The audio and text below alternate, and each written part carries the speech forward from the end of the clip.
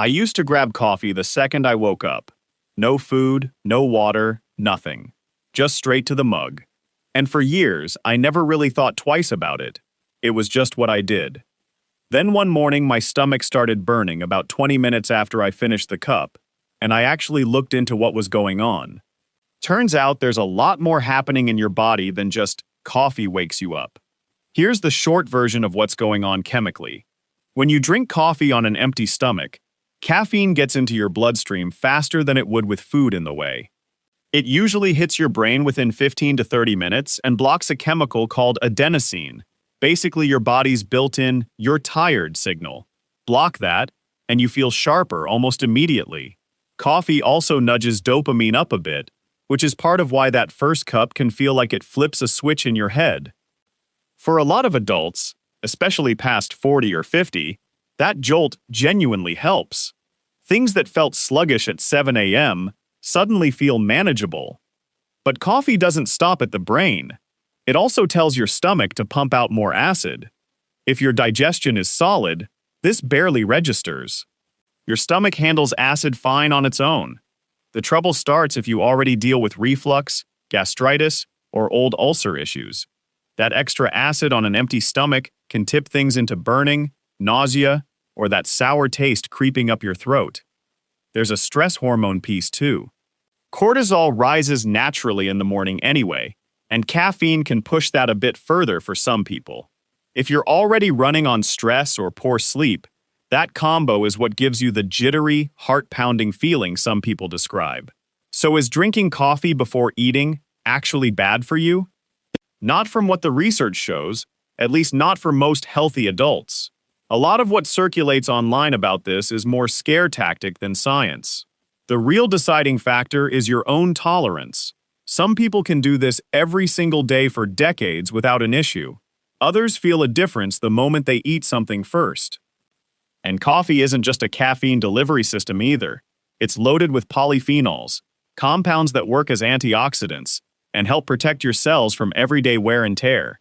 Regular moderate coffee drinking has been linked to lower rates of type 2 diabetes, Parkinson's, some liver conditions, and even certain types of cognitive decline. It can also give your metabolism a small nudge, helping your body burn a bit more fat for fuel when you're active. None of this is dramatic, but it's real enough that a lot of researchers still consider coffee, in moderation, a net positive. Where it flips is quantity.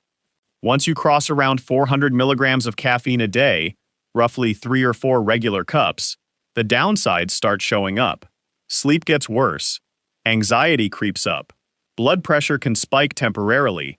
And if you're over 50, sleep quality matters even more for memory and heart health, so that trade-off isn't small.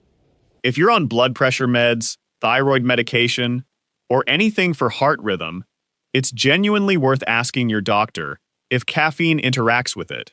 A few things have actually helped me personally, and I hear the same from others who've adjusted their routine. Drink water before the coffee. You wake up a little dehydrated after a full night's sleep, so getting some fluid in first, before caffeine's mild diuretic effect kicks in, makes a real difference. If your stomach tends to react, eat something small first. Doesn't need to be a full breakfast. Half a banana, some nuts, a slice of toast, just enough to give the acid something to work with. Watch what you're adding to the coffee itself. Sugar and flavored syrups taste good in the moment, but usually lead to an energy crash later. If black coffee feels harsh, milk softens it more than sugar does anyway. And honestly, the biggest thing, just pay attention to how your own body reacts. Generic advice only goes so far when everyone's stomach and stress levels are different. Some people do need to be more careful here. If you're dealing with active reflux, ulcers, anxiety that's hard to control, or certain heart rhythm conditions. Coffee before food can genuinely make things worse. Waiting until after a light meal, or just cutting the amount back, tends to help. Same goes for pregnant women, or anyone on medication that already irritates the stomach. For everyone else who's generally healthy with no digestive complaints, there's not much evidence that a cup of black coffee before breakfast is causing real harm. At the end of the day, the exact timing of your coffee matters a lot less than the rest of your routine. how you're sleeping, how much you're moving, whether your meals are balanced, how stressed you are, whether you're drinking enough water.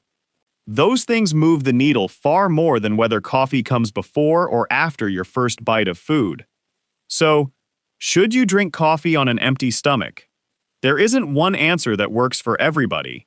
Plenty of healthy adults do fine with it, get the alertness and the antioxidant benefits without any issues. Others, especially with sensitive stomachs, just feel better eating something first. My honest suggestion, try it both ways for a week or two and actually notice what your body tells you. Keep the total amount reasonable either way.